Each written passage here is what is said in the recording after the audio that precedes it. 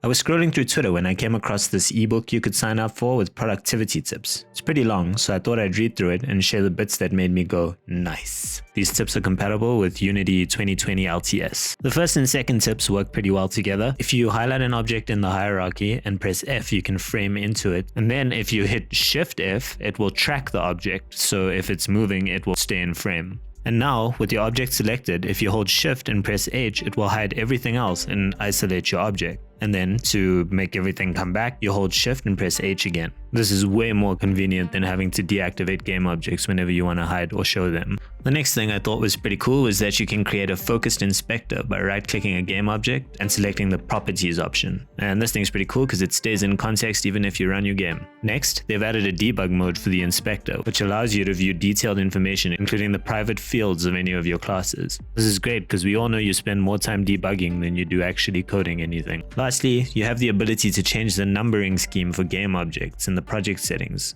This is great for me because I've always found the parentheses kind of messy. Well, use them, don't use them, either way, I'll catch you guys next time.